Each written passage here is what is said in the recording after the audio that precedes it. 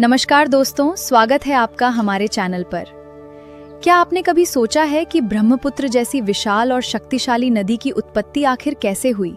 आज के इस वीडियो में हम जानेंगे कि ब्रह्मपुत्र नदी का जन्म कैसे हुआ, इसका वास्तविक उद्गम कहाँ है, ये किन किन देशों से होकर बहती है और किस सागर में मिलती है। लगभग 5 से 6 करोड़ वर्ष पहले भारतीय भूभाग उत्तर दिशा की ओर बढ़ा। यूरेशियन प्लेट से इस भीषण टक्कर के कारण हिमालय और तिब्बती पठार का निर्माण हुआ। जैसे जैसे हिमालय ऊंचा होता गया, वहां भारी मात्रा में बर्फ और ग्लेशियर बनने लगे। इन्हीं ग्लेशियरों में से एक अंगसी ग्लेशियर तिब्बत के दक्षिण पश्चिमी भाग में स्थित है। गर्मियों में जब बर्फ पिघलती है तो उसका पानी छोटी छोटी धाराओं के रूप में बहने लगता है। तिब्बत में जिद्दनपहो कहा जाता है। यही आगे चलकर ब्रह्मपुत्र नदी बनती है। यह नदी पहले तिब्बती पठार पर लगभग 1600 किलोमीटर तक पूर्व दिशा में बहती है। इसके बाद यह हिमालय को काटते हुए दक्षिण की ओर मुड़ जाती है। असम में यह लगभग 900 किलोमीटर तक बहती है। इस दौरान इसमें सुब्बनसिरी, मानस, कामेंग, धानसिरी जैसी अनेक नक नदियां आकर मिलती हैं। ये अरुणाचल प्रदेश में प्रवेश करती है, जहां इसे सियांग या दिहांग कहा जाता है। आगे चलकर इसमें दिबांग और लोहित नदियां मिलती हैं। इन तीनों नदियों के संगम के बाद इसका नाम ब्रह्मपुत्र पड़ जाता है।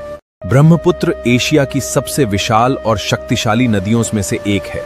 इसकी कुल लंबाई लगभग 2900 किलोमीटर मानी जाती है और यह तिब्बत, भारत तथा ब्रह्मपुत्र नदी की एक और अनोखी विशेषता ये है कि इसी नदी में दुनिया का सबसे बड़ा आबाद नदी द्वीप माजुली और प्रसिद्ध छोटा आबाद नदी द्वीप उमानंदा स्थित हैं। ब्रह्मपुत्र सिर्फ एक नदी नहीं, बल्कि करोड़ों साल के भूवैज्ञानिक इतिहास, हिमालय की शक्ति और करोड़ों लोगों की जीवन रेखा की कहानी है।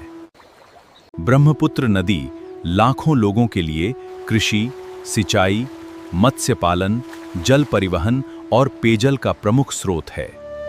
इसकी कुल लंबाई लगभग 2900 किलोमीटर है, जो इसे एशिया की सबसे लंबी नदियों में शामिल करती है। ये चीन, भारत और बांग्लादेश से होकर गुजरती है। दुनिया की सबसे गहरी नदी घाटियों में से एक ब्रह्मपुत्र नदी भारत में प्रवेश करने से पहले ये यारलुंग त्सांगपो ग्रैंड कैनियन से होकर बहती है।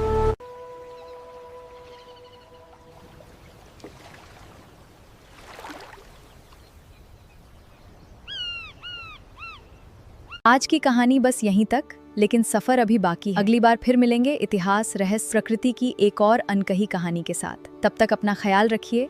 नमस्कार।